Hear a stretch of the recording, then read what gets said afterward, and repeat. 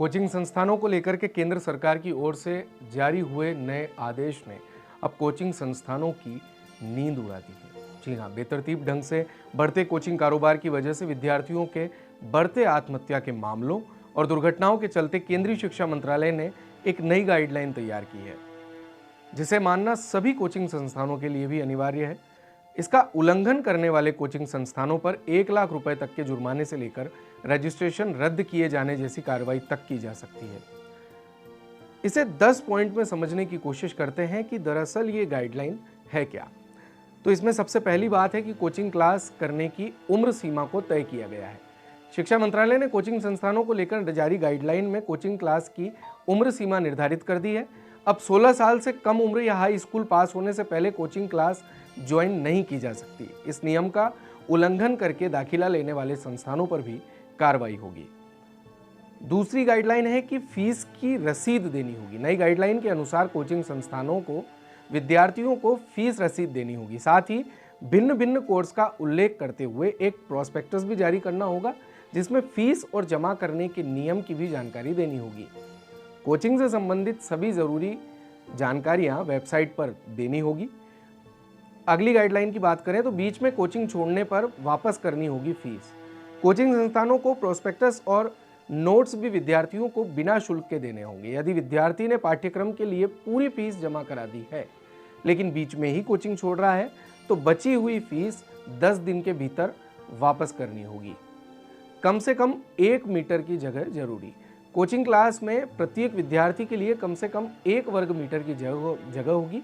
इसके अलावा first aid kit और मेडिकल असिस्टेंट फैसिलिटी भी जरूरी है। पीने का साफ पानी और सीसीटीवी कैमरे भी होंगे। शिकायत निवारण के लिए एक समिति का गठन किया जाए। गाइडलाइन के अनुसार कोचिंग सेंटर में एक शिकायत निवारण पेटी या रजिस्टर रखा जा सकता है। कोचिंग सेंटर में शिकायतों के निवारण के लिए एक समिति भी गठित होगी। स्कूल के समय नहीं कर सकेंगे कोचिंग। ये एक बड़ी गाइडलाइन है जिसके अनुसार स्कूल की क्लासेज के समय विद्यार्थी कोचिंग क्लास नहीं कर सकेंगे।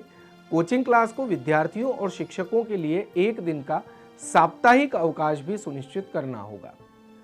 अब कोचिंग संस्थान कोई टेस्ट भी नहीं लेंगे। जी हाँ, अब साप्ताहिक अवकाश के अगले दिन कोई टेस्ट नहीं लेंगे। कोचिंग क्लास 1 दिन में 5 घंटे से अधिक नहीं होगी और साथ ही बहुत देर तक सुबह या बहुत देर तक शाम तक भी कोचिंग अब नहीं होगी।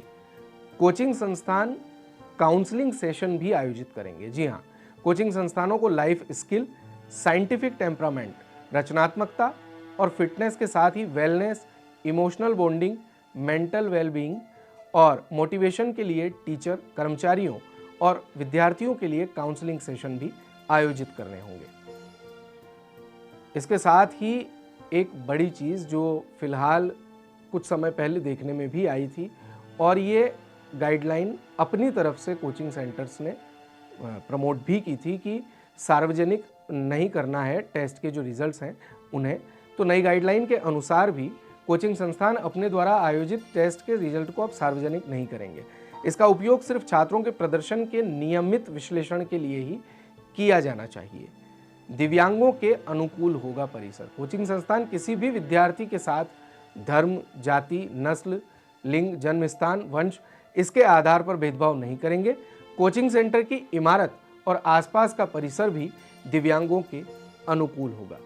तो ये थी वो सारी 10 गाइडलाइन जिसके अनुसार आपको हमने बताया कि अब जो नई गाइडलाइन है जो केंद्रीय शिक्षा मंत्रालय की ओर से जारी की गई है उसमें क्या कुछ है।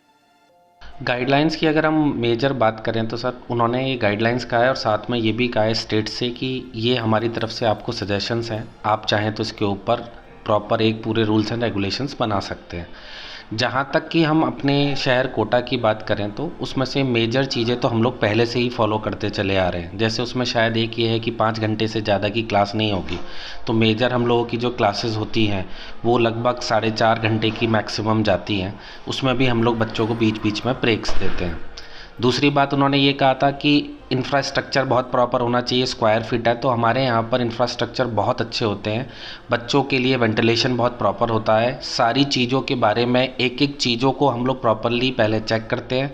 स्पेस प्रॉपर हो, बच्चा बैठ पाए, उनके प्रॉपरली कूलर या एसी वगैरह लगे रहते हैं, ताकि बच्चे को किसी भी मौसम में किसी भी तरीके का कोई भी इशू ना आए। हाँ, स्कूल के टाइम पे तो हम लोग वैसे भी कोचिंग्स नहीं करते। हम लोगों का जो मोस्टली 11th-12th के बच्चे होते हैं वो शाम को ही आते हैं। हम लोग इवनिंग में ही उनकी क्लासेस रखते हैं। तो ये पहले से भी नहीं था कि हम उन बच्चों की मॉर्निंग में क्लासेस मोस्टली उन बच्चों की होती है जिन्होंने ड्रॉप ले रखा है। 12th पास करके जो आए हैं उनकी होती है मॉर्निंग में क्लासेस।